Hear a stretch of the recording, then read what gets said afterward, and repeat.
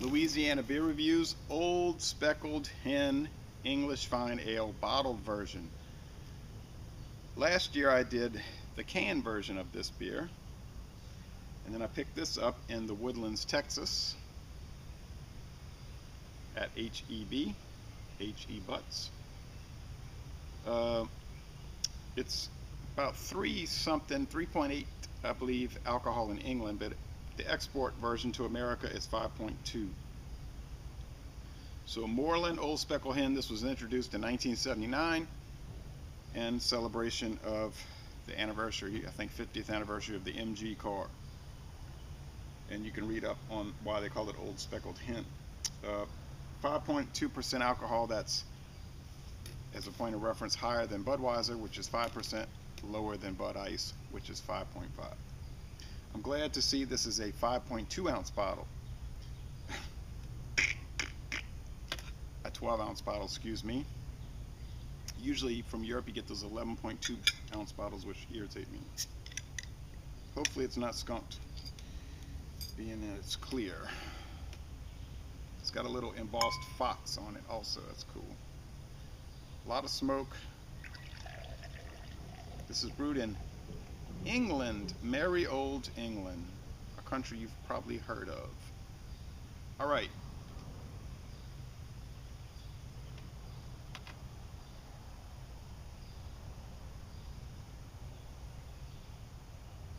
Matter of fact, England used to own parts of Louisiana. What part? West Florida. That little strip that runs from Baton Rouge over east into regular Florida, East Florida. For 20 years they ruled West Florida. Alright, nice looking label. Thick, creamy, yeah, I was gonna say cream colored head, but looking down at it is kind of cream colored. And the appearance is sort of clear and amber.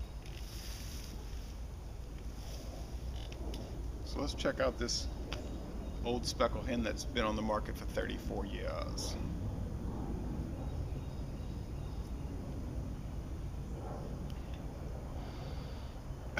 Now the canned version had the widget, so it made the creamy head, so it's very different from this as far as the appearance. I gave that a most excellent score. This here, you get the a very interesting aroma. It's pungent, get a little bit of grain husk, but not a bad grain husk,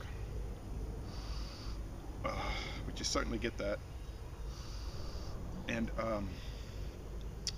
grain also, which is probably barley malt and maybe corn, or in England they would say maize. It might be brewed with corn adjunct.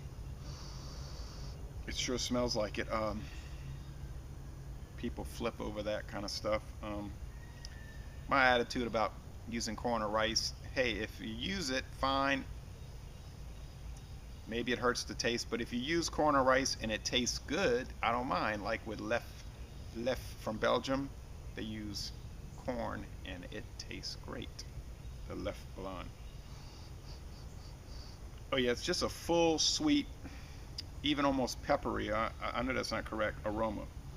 Some lacing around here. You'd have to try it yourself. I'm always saying that. Try it. You ought to try it. That's the whole purpose of these beer reviews, so that you can see me drinking it, and then you'll go try it, and then we can talk about the beer. All right.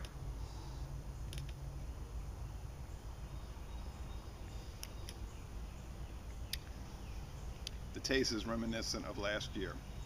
You do get that pepperiness though, and I don't know where that's coming from, but that subtle black pepper, and it could be coming from the hops that they use to give it that bitterness, but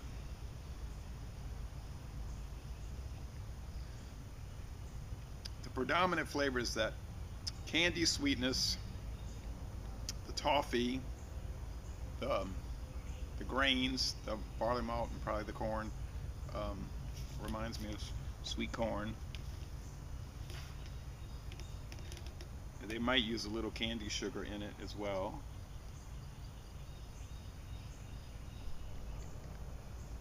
Who knows? They might even use food color, and doesn't say anywhere on the bottle all natural. Um,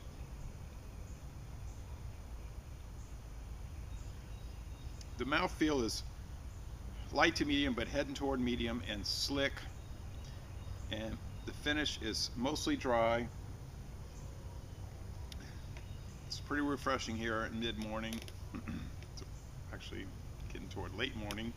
Um, if you compute that daylight savings time, regular time, it's mid-morning.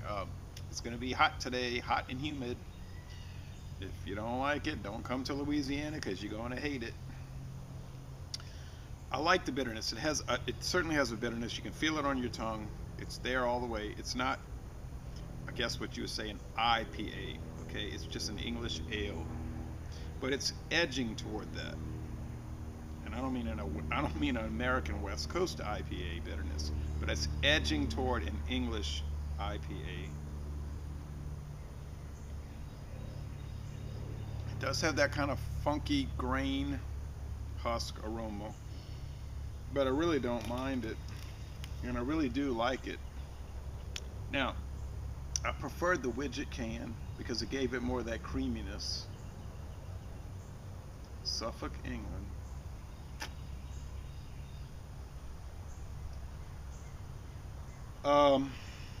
I'm glad I got to try the can version and the bottle version.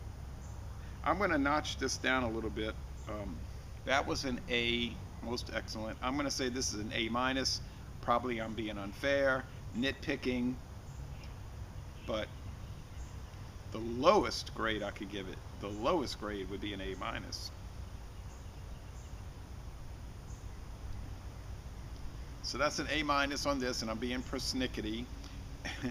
And I'm really enjoying it though. I must tell you, I know Greene King is a mass-produced brewing company, and we're not supposed to like mass-produced beers, from what the beer reviewer tyrannists tell us.